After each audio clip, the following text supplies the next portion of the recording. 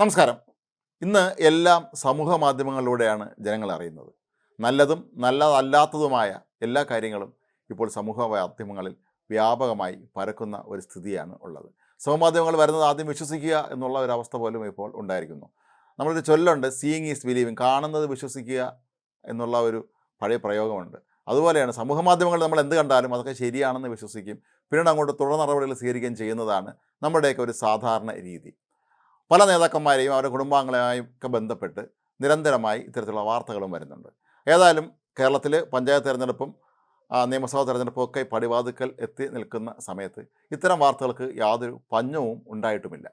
കഴിഞ്ഞ ദിവസങ്ങളുണ്ടായ ഒരു സുപ്രധാനമായ ഇത്തരത്തിലുള്ള ഒരു സമൂഹ മാധ്യമ വാർത്തയായിരുന്നു അന്തരിച്ച CPM സംസ്ഥാന സെക്രട്ടറിയും കേരളത്തിലെ ആഭ്യന്തരമന്ത്രിയും ഒക്കെ ആയിരുന്ന മുതിർന്ന നേതാവായിരുന്ന കോടിയേരി ബാലകൃഷ്ണൻ്റെ മകൻ ബിനീഷ് കോടിയേരി BJPയിൽ ചേരാൻ പോകുന്നു എന്ന്. എന്നാൽ പിന്നീട് ഇതൊരു തട്ടിപ്പ് വാർത്തയാണ് എന്ന് സ്ഥിരീകരിക്കപ്പെടുകയുണ്ടായി. എന്നാൽ നമ്മൾ പിറകോട്ട് ചിന്തിക്കുമ്പോൾ ഏത് സാഹചര്യത്തിലാണ് ഇത്തരത്തിലുള്ള ഒരു വാർത്ത പരന്നത് എന്ന് ചിന്തിക്കേണ്ടതാണ്. BJPയെ സംബന്ധിച്ചിടത്തോളം അവർക്ക് ബിനീഷ് കോടിയേരിയെ പാർട്ടി ചേർക്കണമെന്ന് നിർബന്ധമൊന്നുമില്ല. കാരണം കേരളത്തിലെ ആവശ്യത്തിലധികം നേതാക്കന്മാർ ഇപ്പോൾ BJPയിലുണ്ട്.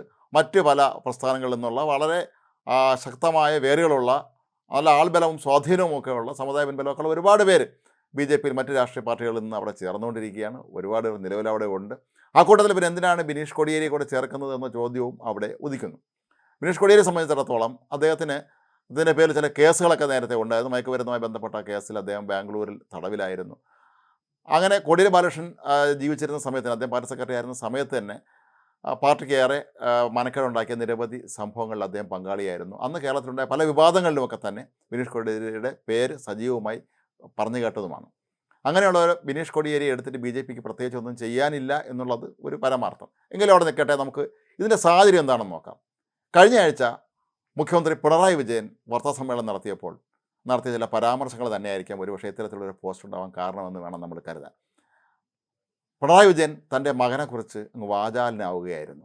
തൻ്റെ മകൻ ഒരു വളരെ നല്ല പയ്യനാണ് എന്നും ക്ലിഫ് ഹൗസിൽ എത്ര മുറികളുണ്ട് എന്ന് പോലും അയാൾക്ക് അറിയില്ല എന്നും താൻ തൻ്റെ മകൻ്റെ നേട്ടങ്ങളിൽ അഭിമാനിക്കുന്നുവെന്നും തനിക്ക് ഒരു തരത്തിലുള്ള പേരദോഷം മകൻ ഉണ്ടാക്കി തന്നിട്ടില്ല എന്നുമൊക്കെ പിണറായി വിജയൻ വ്യക്തമാക്കിയിരുന്നു. സാധാരണഗതിയിൽ കമ്മ്യൂണിസ്റ്റ് നേതാക്കളായിരുന്നു തന്നെ അവരുടെ കുടുംബകാര്യങ്ങളോ മക്കളെക്കുറിച്ചോ ഒന്നും തന്നെ ഇത്തരത്തിലുള്ള പരാമർശങ്ങൾ നടത്തുന്ന പതിവുമില്ല. പിന്നെ എന്തുകൊണ്ടാണ് മുഖ്യമന്ത്രി ഇത്തരത്തിലുള്ളൊരു പരാമർശം നടത്തിയത് എന്ന് ചോദിച്ചാൽ, മുഖ്യമന്ത്രിയുടെ മകനുമായി ബന്ധപ്പെട്ട് നേരത്തെ ED നോട്ടീസ് ലഭിച്ചത് ചില വാർത്തകൾ പുറത്തു വന്നിരുന്നു. ഒരുപക്ഷെ അതിൻ്റെ തൻ്റെ മകൻ്റെ ഭാഗം ന്യായീകരിച്ചുകൊണ്ടായിരിക്കാം അദ്ദേഹം ഇത്തരത്തിലുള്ള ഒരു പ്രസ്താവന നടത്തിയത്.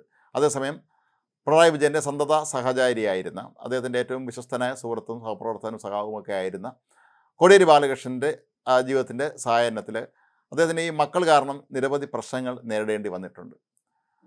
ബിനീഷ് കോടിയേരി അദ്ദേഹത്തിൻ്റെ സഹോദരൻ ബിനോയ് കോടിയേരിയുമൊക്കെ ഉണ്ടാക്കി വെച്ച ചില അവരുടെ വ്യക്തിപരമായ ജീവിതത്തിൽ ഉണ്ടാക്കി വെച്ച ചില പ്രശ്നങ്ങളൊക്കെ തന്നെ വലിയ തോതിൽ കോടിയേരിയുടെ രാഷ്ട്രീയ ജീവിതത്തെയും ബാധിച്ചിരുന്നു എന്നുള്ളത് നമുക്ക് നിഷേധിക്കാനാവാത്തൊരു സത്യമാണ്. മുഖ്യമന്ത്രി തൻ്റെ മകനെ ന്യായീകരിച്ചുകൊണ്ട് തനിക്ക് പേരദോഷം ഉണ്ടാക്കിയില്ല എന്നും ഏറ്റവും സത്യസന്ധനും നല്ലവനുമായ മകനാണ് തനിക്കുള്ളത് എന്നുമൊക്കെ മുഖ്യമന്ത്രി പ്രഖ്യാപിച്ചത് ഒരുപക്ഷെ കോടിയേരിയുടെ മക്കളെ താഴ്ത്തിക്കെട്ടാനാണോ എന്ന് ചിലരെങ്കിലും സംശയിച്ചിരിക്കാം. അതിൻ്റെ ഭാഗമായിട്ട് തന്നെയായിരിക്കും ഒരുപക്ഷെ ബിനീഷ് കോടിയേരി BJPയിൽ പോകാൻ പോകുന്നു എന്ന് പറഞ്ഞ് ഇത്തരത്തിലുള്ള ഒരു സമൂഹ മാധ്യമ കഥ പുറത്തിറങ്ങിയത്. ബിനീഷ് കോടിയേരിയെക്കുറിച്ച് നമുക്കറിയാം. ബിനീഷ് കോടിയേരിയുടെ ഏറ്റവും അടുത്ത സുഹൃത്ത് പ്രമുഖ ഇപ്പോഴത്തെ BJP നേതാവും മുൻ MLAയും ഒക്കെ ആയ PC ജോർജിൻ്റെ മകനും BJPയുടെ മുതിർന്ന നേതാവുമായ ഷോൺ ജോർജാണ്. ഷോൺ ജോർജും ബിനീഷ് കോടിയേരിയും തമ്മിലുള്ള വ്യക്തിബന്ധം വളരെ ആഴത്തിലുള്ളതാണ്. രണ്ടുപേരും തമ്മിൽ ഒരുമിച്ച് വക്കീൽ ഓഫീസൊക്കെ നടത്തിയിരുന്നു.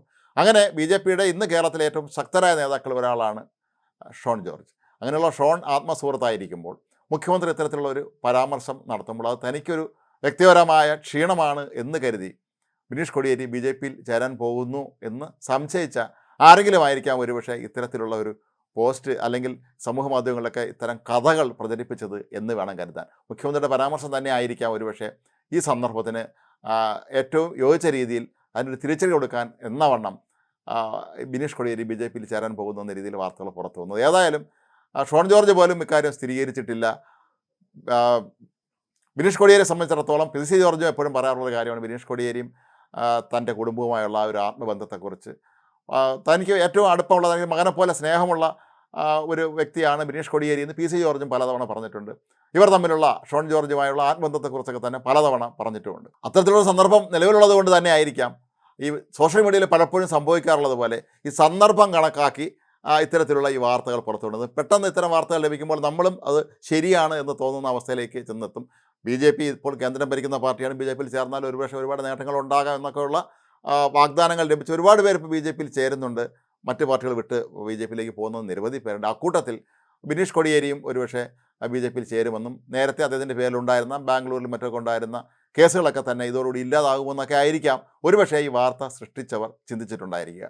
അങ്ങനെ തന്നെയാണ് ഈ ഒരു വാർത്ത വ്യാപകമായി പ്രചരിച്ചത്. ഏതായാലും മുഖ്യമന്ത്രി പിണറായി വിജയൻ്റെ വാക്കുകൾ തന്നെ ആയിരിക്കാം ഇതിന് പെട്ടെന്ന് ഒരു പ്രേരണയായത് എന്ന് വേണം കരുതാൻ. BJPയെ സംബന്ധിച്ചിടത്തോളം ബിനീഷ് കൊടിയേരി ഇപ്പോൾ ചേർത്തിട്ട് അവർ പ്രത്യേകിച്ച് ഒന്നും തന്നെ നേടാനില്ല. കാരണം ബിനീഷ് കൊടിയേരി ഇപ്പോഴും അദ്ദേഹം തീർത്തും കുറ്റമുക്തനായിട്ടുണ്ടോ എന്ന് സംശയമാണ്. ഇതിന് പേരിൽ നിരവധി ആരോപണങ്ങൾ വരികയും അതിലൊക്കെ തന്നെ അദ്ദേഹം പ്രതിഭാഗത്ത് നിൽക്കുകയും ഒരുപാട് പ്രശ്നങ്ങളുണ്ടാകുകയും ചെയ്ത ഒരു സന്ദർഭത്തിൽ BJP പെട്ടെന്ന് ബിനീഷ് കൊടിയേരിയെ അവരുടെ പാർട്ടിയിലേക്ക് ചേർക്കും എന്ന് കരുതാൻ സാമാന്യ ബുദ്ധിയുള്ള ആർക്കും കരുതാൻ കഴിയുകയില്ല. ഒരുപക്ഷെ അദ്ദേഹം കേസിൽ നിന്ന് കുറ്റമുക്തനൊക്കെ ആയതിനു ശേഷമാണ് എങ്കിൽ പൂർണ്ണമായും അദ്ദേഹം നിരപരാധിയെന്ന് തെളിയിക്കപ്പെട്ട സാഹചര്യത്തിൽ മാത്രമായിരിക്കാം ഒരുപക്ഷെ ഭാവിയിൽ ബിനീഷ് കൊടിയേരിയെ BJPയിൽ എടുക്കണോ വേണമെന്നുള്ള കാര്യമൊക്കെ തന്നെ പാർട്ടി തീരുമാനിക്കേണ്ടത്.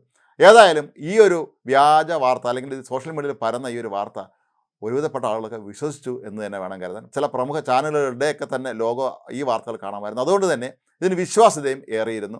അതേസമയം ഇപ്പോഴത്തെ പുതിയ സംവിധാനം ഫാക്ട് ചെക്ക് ഉപയോഗിച്ച് നടത്തിയ അന്വേഷണങ്ങളിലും മറ്റ് എല്ലാവിധ മാധ്യമ പ്രവർത്തനങ്ങളിലുമൊക്കെ തന്നെ അവരെല്ലാവരും മനസ്സിലാക്കിയ കാര്യം ഇതൊരു തെറ്റായ വാർത്തയാണ് എന്നാണ്. ഏതായാലും തൽക്കാലം ബിനീഷ് കൊടിയേരിയെ BJPക്ക് ആവശ്യവുമില്ലല്ലോ.